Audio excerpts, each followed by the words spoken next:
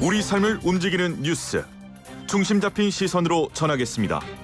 황보선의 출발 새아침.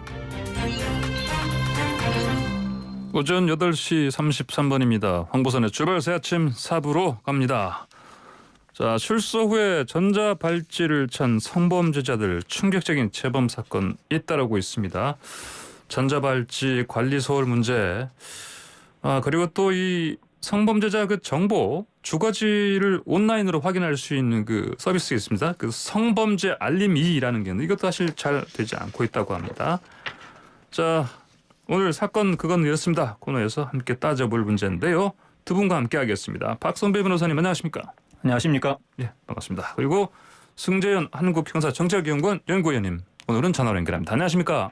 네, 안녕하십니까. 죄송합니다. 현장에 있어야 되는데 불가피하게 전화로 이렇게 돼서 죄송합니다. 지금 네. 다른 현장으로 가고 계시는 거 아닙니까? 다른 현장에 도착해서 준비하고 있습니다. 예, 어쨌든 현장을 가신 거니까요. 예. 네네. 자, 먼저 그 여성 2명 살해한 강윤성 사건 이거 그 충격이 참 컸었는데 또 다른 그 전자발찌를 찬 채 그 성범죄자들이 그 또 재범을 일으킨 사건들이 연이어 발생하고 있는데 자 먼저 저 박 변호사님. 네네. 이게 보니까 전자발찌를 찬 성범죄자가 집에서 10대 미성년자를 성폭행했다. 이거 어떤 내용입니까? 이 30대 남성 A씨가 2009년, 2010년경에 미성년자 3명을 성폭행한 죄로 징역 6년을 선고받습니다. 예. 아울러 출소 이후에는 그러니까 전자발찌를 부착하고 5년간 신상정보 공개 고지 명령을 받았는데 예. 이 A씨가 지난 7월 말 서울 동대문구 자신의 집으로 미성년자 B양을 끌어들여 성폭행을 자행했습니다. 예. 익명 채팅방을 이용해서 아르바이트를 미끼로 B양을 유인했고 현재 A씨는 경찰에 체포돼 구속 상태로 재판에 넘겨진 상황입니다. 그래요.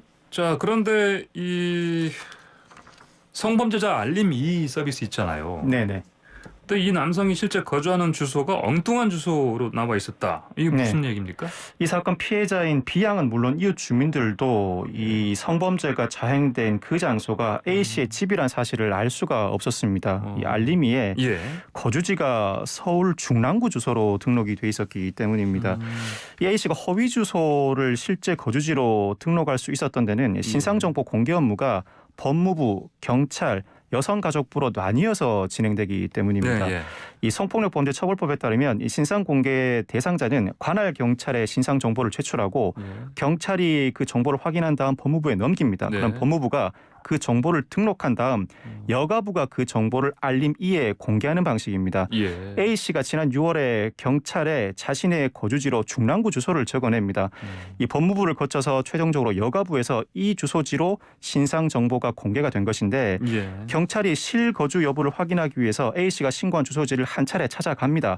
당시 A씨는 경찰의 눈을 속이기 위해서 해당 주소지에 잠시 들렀던 것으로 보이는 상황인데 이 경찰의 점검 주기는 3개월에 한 번이라고 합니다. 3개월에 한 번요? 그런데 예. 법무부는 A씨가 제출한 주소가 실제 주소와 다르다는 사실을 인지하게 됩니다.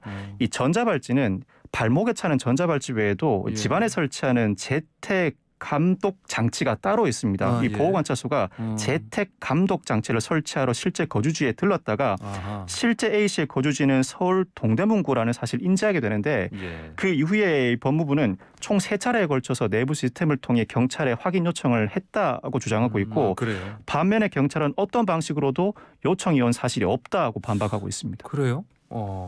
자, 승 의원님. 그러면 네네. 서로 이제 뭐 내탁 공방하는 것 같은데 네네. 이게 공조가 참 사실- 허술하네요 보니까요. 어떻게 예, 보십니까? 사실 뭐 법무부나 경찰이 이런 형태로 자기들의 일을 다 했다라고 이야기를 하면서 만약에 책임을 미루면 그 사이에 국민의 안전과 생명은 그냥 공중에 붕 뜰 수밖에 없는 거거든요. 예. 요청했는데 경찰은 받지 않았다.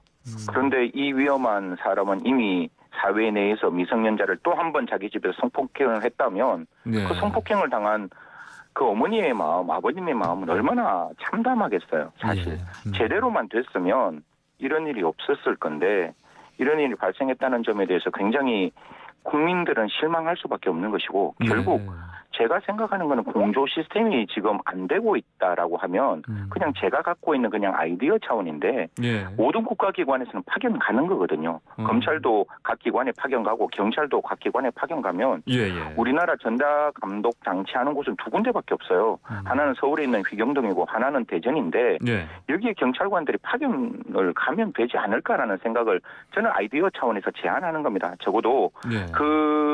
저 전자감독 모니터링하는 장소에 예. 뭐 총경이나 경무관급 한 명 파견하고 그다음에 실무진 한 사람 파견해서 거기서 이런 문제가 발생해서 경찰에게 알렸다면 그 경무관이나 실무진이 당연히 경찰에 알렸고 여기서는 책임 소재가 명확할 거잖아요. 예. 지금은 뭐 문서로 보냈다, 전화로 했다. 그런데 반대편에서는 받지 않았다. 이런 형식의 자기의 어떤 역할 영역에서 책임을 미루면 예. 국민들은 국가 공권력에 실망할 수밖에 없는 부분이라서 저는 굉장히 이 부분에 대해서는 조금 획기적인 조치를 마련해야 되지 않을까. 이미 파견 제도가 있다면 예. 좀 파견을 활용하는 것도 하나의 아이디어라고 생각합니다. 그렇군요. 이제 방금 말씀하시는 거는 그러니까 그 전자발찌의 기본적인 한계. 그래서 뭐 다른 네네. 무슨 뭐 기구 같은 걸 뭐 제안하신 게 아니고 아예 그 시스템, 네네. 공조 시스템을 이걸 좀 제대로 세우자 이런 말씀이신가요, 그러면? 그렇죠. 지금 그들 사이에 이야기하는 거는 받지 않고 우리는 했다라는 이야기를 하고 있는데 네. 사실 이건 진실공방으로 갈 수밖에 없잖아요. 그런데 그 장소에 파견가가 있으면 파견을 뭐 우리 대한민국에 없는 제도면 몰라도 예. 있는 제도면 좀 경찰이 고위급 한 사람 파견하고 실무진 파견해서 거기서 관계되는 일, 뭐 보호관찰관이 직접 이 사람 전자 모니터링 장치에서는 분명히 이 사람 위치 파악될 것이고 예. 이 사람이 뭔가 불안한 또 다른 어떤 행동을 했을 때 적극적으로 경찰에게 연락하면 경찰의 원래 본연의 업무는 지금은 검경수사권 조정이 되어서 사법경찰의 영역도 굉장히 중요해졌지만 예. 원래는 보안행정경찰 작용이에요.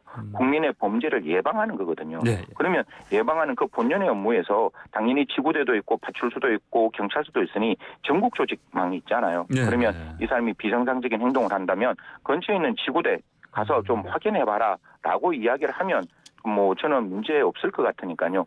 그런 형태로 좀 적극적으로 좀 우리가 움직였으면 어땠을까. 사실 이번에 전자발찌 끊고 도주했던 장흥에 있는 마창진이라는 사람도 네네. 지구대에 있는 경찰관이 눈썰미가 정말 좋아서 팔자걸음을 발견해서 잡았는 거거든요. 예, 예. 이렇게 전국 조직으로 있는 경찰이 모르겠습니다. 이거 경찰분들 정말 지금도 열정과 헌신을 가지고 노력하시는데 국민의 한 사람이고 형사정책을 하는 한 사람의 입장에서는 조금 더 해달라고 요청할 수밖에 없는 일이잖아요. 알겠습니다. 그게 경찰의 존재의라면 좀 적극적으로 그런 협조체계를 만들어서 적어도 국민들이 좀 안심하고 살 수 있는 대한민국이 되었으면 합니다. 이 말씀 박선배 변호사께서는 경찰 출신이신데 어떻습니까? 현실적으로 이렇게 공조 시스템을 어떻게 승 의원님 제안처럼 네. 현실적으로 할 수 있겠습니까? 공조 시스템을 갖추는 것 자체에 대해서는 예. 동의를 합니다. 그렇지만 네. 공조 시스템을 갖출 때에는 이 차출하는 인력의 직급도 충분히 고려해야 하고 네네. 그리고 그에 따른 전문 분야를 별도로 책정해 교육뿐만 아니라 그러니까 인적 물적 지원도 충분히 이루어져야 합니다. 예. 이미 경찰들이 1인당 받고 있는 업무량이 상당히 과다한 상황입니다. 네. 그럼에도 불구하고 국민들이 느끼기에 부족하다면 채워야 하는 업무도 국민의 공복인 공무원의 의무입니다. 그렇다면 관리 체계를 개편하는 과정에서 경찰이 더 노력을 해야 되겠죠. 그렇지만 그 반면에 경찰도 한 인간으로서 직장인이기 때문에 네네. 그 직장인들이 온전하게 업무에 집중할 수 있고 탈이 나지 않도록 네네. 국가가 충분히 지원을 해주어야 하고 이 점에 대해서는 국가 전반적으로 공감을 이루어 주셨으면 하는 바람이 있습니다. 그래요. 알겠습니다. 자, 박 변호사님 아까 잠깐 설명해 주신 그 성범죄자 알림 이 서비스요. 네. 이게 제대로 관리가 안 되고 있다 말씀하셨는데 네. 이게 갱신이 2016년 이후에 한 번도 안 됐다? 네네. 이런 얘기가 있던데 뭡니까 이 이게? 성범죄자 알림 이 제도와 현장을 비교해 보면 예. 실제와 다른 경우가 종종 발견됩니다. 예를 들어 어떤 성범죄자 집 옆에는 오피스 빌딩이 들어온 곳으로 알림이 나와 있지만 실제로는 17층 규모의 대형 호텔이 들어서 있다든지 또 어떤 성범죄자 거주지 인근에는 이 성범죄자 알림 이에는 없는 신축 빌라가 들어서 있는 경우가 발견됩니다. 예. 또 랜드마크 건물 표기도 상당히 예전 기준으로 마련되어 있는데 이미 지난해 7월에 철거돼 이전된 노량진 수산시장이 예. 알림 이에서 이전 주소로 표기되어 있습니다. 아, 이 그래요? 자리에는 이미 축구장과 야구장이 들어선 지 오래입니다. 예. 2016년 이후로 단 한 차례도 지도를 업데이트하지 않다 보니까 이런 상황이 벌어지게 되는데 이 성범죄자 신상 정보 공개와 알림이 사이트 관리 업무를 맡고 있는 여가부는 예. 이 알림이 지도는 국토부가 운영하는 서비스를 활용하고 있기 때문에 업데이트 일정은 국토부에 문의해 보라는 입장입니다. 그런데 그래요? 일반 시민들 입장에서는 집원이나 도로명 주소보다는 자신이 잘 알고 있는 건물이나 상호를 기준으로 위치를 파악합니다. 예. 지도 갱신 문제는 결코 가볍게 볼 수 없는 사안이라고 할 수 있습니다. 그렇군요. 성 의원님께서는 자 방금 박 변호사님 말씀하신 여성가족부의 이 서비스 관련한 그 태도는 어떻게 보십니까? 오늘 제가 쓴소리만 해야 되는 질문들이 저한테 쏟아지는데요. 오늘은 쓴소리를 계속 하셔야겠습니다. 저는 너무 화나죠. 예. 이게 네네. 무슨 일인가 싶은 거죠. 아니 국민들의 생명과 안전은 그냥 하늘 위로 고이 접어 날려보내고 이거 뭐 우리 일 아니라고 이야기를 하는 게 담당 공무원의 입장에서는 당연히 그렇게 할 수밖에 없지만 이 목소리를 듣는 국민들은 굉장히 좀 마음이 불편할 거라고 저는 생각합니다. 예.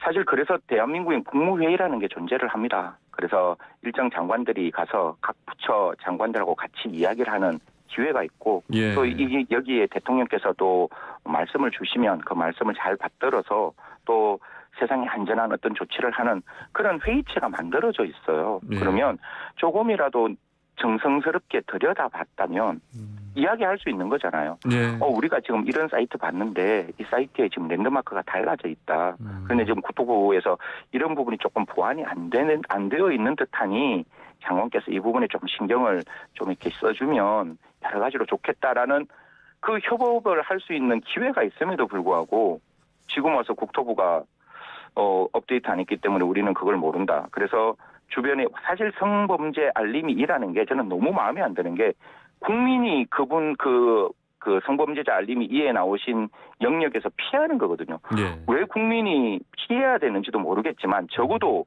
이 성범죄 알림이라는 게 일반 국민들에게 적어도 경고적 기능을 해서 좀 안전을 담보한다면 적어도 그 안전의 담보에 가장 기초가 되는 지도는 정확해야 되지 않을까. 그리고 그 사이트에서 그 위치가 어딘지는 일반 국민이 확실하게 알게 되어야 되지 않을까. 사실 성범죄 알림 2에 사진이 뜨더라도 그 사진이 업데이트 안 된 경우도 굉장히 많고 여기에 있는 사진을 캡처해서 제가 만약에 캡처해서 저희 딸한테 보내더라도 이거 위반이거든요. 위법이고. 예. 그러니까 성범죄자 알림이 2에 그 사진을 거기서 식구들이 모여서 같이 봐야 되는 거예요. 아하. 제가 저희 딸의 그 위험을 조금 줄이기 위해서 아빠가 딸에게 그 사진을 캡처해가 주는 순간 이것도 위법으로 되어 있으니 예. 요번 이참에 성범죄자 알림 2의 기본적인 문제를 좀 이렇게 공론화시켜서 사실 토론이 세상을 바꾸지는 않아요. 하지만 그런 어떤 문제 제기와 공론화가 없으면 또 세상이 바뀌는 건 없는 거거든요. 그래서 네. 이 부분을 이제 좀 국민들 사이에 여러 가지 문제가 노정되는 게 드러났으니 좀 이걸 공론화해서 좀 좋은 그리고 안전한 대한민국을 만들어가는데 같이 노력을 했으면 좋겠습니다. 알겠습니다. 자, 다음은 이것도 또 성범죄인데 반복되는 얘기입니다. 그 대학교에서 일어난 성범죄. 네네. 성희롱 사건. 네. 이번엔 홍대 쪽이죠. 그렇습니다. 홍익대학교 미술대학 학생회 등 20개 단체가 발표한 공동 성명에 따르면 홍익대학교 미대 A 교수가 학생에게 성관계 요구를 하는 등 성희롱 발언을 반복했다고 합니다. 예. 또 A 교수가 학생들을 개인 업무에 동원하고 전시 제작비를 전가하는 등 갑질을 했다고 밝히고 있는데 이 A 교수가 본인이 운영하는 공간에서 전시를 진행한 학생에게 예. 모든 제작비를 부담하도록 한 뒤 수익을 배분하지 않았다고 합니다. 또 A 교수는 학생들을 지도하면서 집단에 충성하지 않고 분란 만들면 앞으로 아트씬에 팔도 붙이지 못하게 하겠다고 발언하기도 했다고 합니다. 이 학생들은 학교 본부에 파면 요구서를 전달했고요. 예. 8일부터 한 달간 공론화 절차를 거쳐서 피해 사례를 접수해 10월 중에 A 교수를 형사 고발할 예정이라고 합니다. 교수 입장은 없습니까? 교수 입장은 아직 명시적으로 나온 바가 없습니다. 학교 그래요? 측에서는 학생들의 제보 내용에 대해서 사실관계를 확인해 보겠다는 입장을 예, 밝히고 있습니다. 그렇군요. 자, 승 의원님, 이런 네. 그 학교에서 일어나는 그 성희롱 문제 이거 뭐 사실 자주 반복되고 있습니다. 이게 어제 오늘의 문제가 아니죠. 왜 이럴까요? 이 문제를 예. 좀 오늘 오면서 생각을 해봤는데 예. 아직 그 교수님들이 가지고 있는 생각이 과거에 머물러 있는 듯한 느낌이고 자기가 학생에게 모든 정권을 가지고 있다는 좀 죄송스러운 말씀인데 착각에 빠져 있는 것 같아요. 예. 내가 특히 미대 같은 경우에는 정양보다는 정성이 훨씬 강하고 언제나 모든 조직에서 이런 문제가 발생하는 것은 조직이 그렇게 넓지 않고 굉장히 좁은 조직, 쉽게 말해서 그 교수의 영향력이 굉장히 크다면 사실 그 미대에 있는 학생의 입장에서는 여기서 한번 내가 실수를 하면 예. 나의 인생의 미래가 지워질 수 있는 굉장히 위험한 순간을 교수가 적절하게 이용하는 거라고 저는 생각을 하는 거거든요. 예. 그래서 이런 부분에 있어서는 좀 학교 내에서도 좀 엄혹하게 이런 부분은 조금 이렇게 들여다 봐야 될 것이고 교수님들의 좀 생각도 좀 많이 바뀌어서 학생과 교수가 상호 관계가 아니라 서로 동료 관계고 같은 학문적 발전을 위해서 같이 앞으로 나아가는 관계라는 근본적인 인식의 전환이 좀 필요하지 않을까 그렇게 생각합니다. 알겠습니다. 자, 이번엔 성 문제는 아닙니다. 인터넷 뜨겁게 달구는 뜨거운 문제 이거요. 호떡 갑질 얘기인데 기름 이거 60대 남성 손님이 그냥 호떡을 그냥 기름파에 던져버려가지고 맞습니다. 예, 업주 주인이 화상을 좀 심하게 입었는데 네네. 이거 혐의 어떻게 적용할 수 있습니까? 이 사건은 특수상해죄가 적용됨이 마땅해 보입니다. 예. 경찰은 이미 이 남성을 상해죄로 입건한 상황입니다. 이 남성은 다치게 할 의도는 없었다고 항변했지만 경찰이 보기에는 예. 적어도 상해 미필적 고의는 인정된다고 봤습니다. 사람이 다칠 수 있다는 상황을 충분히 인식하고 있었고 그 상황을 용인했다는 것이죠. 더더군다나 현재는 상해죄로만 입건돼 있지만 뜨거운 기름을 통해 상해를 입게 했다. 뜨거운 기름은 충분히 위험한 물건에 해당할 수 있습니다. 그렇다면 조사 과정에서 특수상해죄로 죄명이 변경될 가능성이 충분히 있고 특수상해죄는 벌금형이 따로 없습니다. 징역 1년 이상 10년 이하에 처하도록 하고 있기 때문에 예. 이 남성이 현재 예상하는 것보다 더 중한 처벌이 내려질 가능성이 높다고 봅니다. 알겠습니다. 승 의원님, 호떡 네네. 가게 가셔서 호떡 잘라달라고 하신 적은 없으시죠? 좀 일단 컵에 호떡 하나를 그냥 담아서 먹죠. 뜨겁잖아요. 호떡은 일단. 예. 뜨거우니까 손에 예. 잠기가 그러니까 일회용 네, 네. 컵에 이렇게 담아 주셔요. 그러면 그걸 이제 입으로 호호 불어서 정말 맛있는 호떡이잖아요. 예. 어떻게 보면 옛날에 저 공부했을 때 그 호떡 하나가 그날 저녁에 집에 돌아갈 때 행복이었는데 예. 여기서 우리가 지켜봐야 될 점은 뭔가 하면 안 된다고 명시적으로 되어 있었어요. 그러니까 이게 되는데 안 해주는 게 아니라 안 되는 게 원칙이고 사실상 지금 같은 경우에 있어서 그 뜨거운 호떡을 자르다 다른 문제도 발생할 수 있을 뿐만 아니라 분명히 그 자체의 어떤 내용으로 안 된다라고 말을 했으면 그 분이 그 말을 들었어야 되는데 바깥에 있는 가위가 눈에 보였는가 봐요. 그래서 저 가위로 내가 자르겠다 이렇게 이야기를 했는데 그 호떡 주인께서는 그는 위생에 안 좋다. 그거는 그런 거를 자르는 게 아니라 음식을 자르는 게 아니라 그 근처에 있는 덕테이프 이렇게 테이프 같은 걸 자르는 거라서 안 된다. 라고 말씀을 하셨대요. 예. 그럼에도 불구하고 이 사람이 이런 행동을 했다는데 그 가게 주인께서 하신 마지막 말씀이 저는 마음에 굉장히 이렇게 와닿았는데 네네. 마지막까지 자기를 이렇게 물끄러미 쳐다봤대요. 사실 물끄러미가 아니라 이렇게 좀 이렇게 빤히 쳐다봤는 그런 어떤 뉘앙스로 말씀을 주셨는데 네네. 마지막까지 그런 모습을 보였던 그 가해자 좀 엄중한 처벌이 필요하다고 말씀하신 우리 호떡집 가게 주인의 말씀을 경찰이 저는 정말 잘 받았다고 생각합니다. 이거 좀 박성배 변호사님과 똑같이 그냥 상해가 아니라 그 가중처벌할 수 있는 가능성이 열려 있으면 반드시 그 부분을 열어놓고 경찰이 판단해 주셨으면 하는 마음입니다. 그러니까 또 호떡이 무슨 죄가 있다고 호떡을 던지고. 그러니까요. 네. 박 변호사님 이게 네. 화상 3도면 상당히 심한 거 아니에요? 화상 3도면 상당히 심합니다. 1도 화상이 상당히 많은데 예. 그를 넘어서서 2, 3도 화상이면 중환상으로 평가하고 3도 화상은 피부 전층이 회복 불가능할 정도라 자연 치유가 어렵습니다. 그래서 따라서 이식해야 된다고 하던데. 근육과 신경에까지 영향을 미치기 때문에 피부 예. 이식 수술을 받아야 합니다. 통상 중환상에는 전치 4주 이상을 기준으로 하는데 예. 2, 3도 화상은 전치 4주를 훨씬 뛰어넘습니다. 이 사건에서도 중한 가중 요소로 작용될 가능성이 상당히 높아 보입니다. 우리 교통사고에서도 보면 우리 중상이 보통 그 교통사고에서 일컫는 중상에는 예. 불구나 난치의 질병을 일컫고 예. 그 경우에는 자동차 종합보험에 가입돼 있다고 하더라도 처벌하는 기준이고 예. 통상 일반 범죄 사실에서 네. 중한 상해라고 하면 4에서 6주를 기준으로 합니다. 그렇군요. 이를 넘어서면 중한 가중 요소로 작용하게 됩니다. 알겠습니다. 오늘 두 분과 함께한 사건은 그건 있습니다. 여기에서 마무리하겠습니다. 말씀 다 드렸습니다. 감사합니다. 감사합니다. 고맙습니다. 네.